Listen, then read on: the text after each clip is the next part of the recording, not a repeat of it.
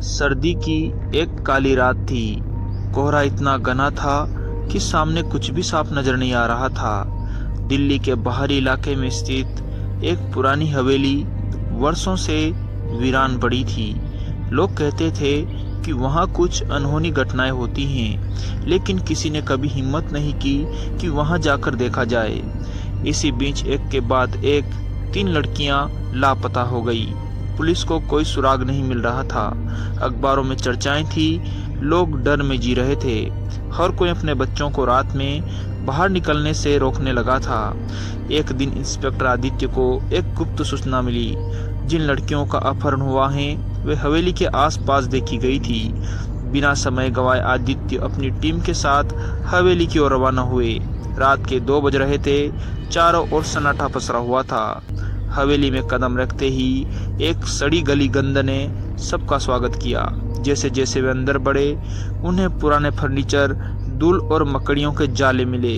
अचानक तहखाने से किसी के कहराने की आवाज आई। आदित्य ने इशारा किया और सभी हथियार निकालकर तहखाने की ओर बढ़े। वहां का नजारा रोंगटे खड़ा कर देने वाला था। तीनों लड़कियां बेहोशी की हालत में जंजीरों से बंधी हुई थी। पास ही एक आदमी खड़ा था। चेहरे पर डरावना मुखौटा था, हाथ में धारदार चाकू था।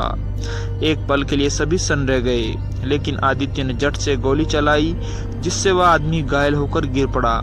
जब उसका वह शहर का मशहूर समाज सेवी डॉक्टर अनिल था, जो हर जगह भलाई का ढोंग करता फिरता था।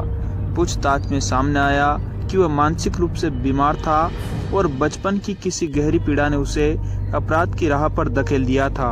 वह लड़कियों को अपने प्रयोगों के लिए पकड़ता था और मानसिक यातनाएं देता था।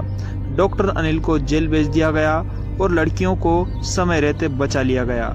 इस भयावह कहानी ने साबित कर दिया कि अपराध कभी भी किसी भी रूप में सामने आ सकता है, चाहे वह नकाब में हो या समाज के सम्मानित चेहरे के रूप में। अंधेरे में छुपे शिकारियों से सतर्क रहना जरूरी है, क्योंकि वे अक्सर वही होते हैं जहां हम सबसे कम उम्मीद करते हैं। तो दोस्तों, सावधानी और समय पर कार्रवाई से सबसे बड़ा अपराधी भी पकड़ा जा सकता है। अपराध का कोई चेहरा नहीं होता, यह कहीं भी किसी से भी हो सकता है। सावधान रहें, सतर्क रहें।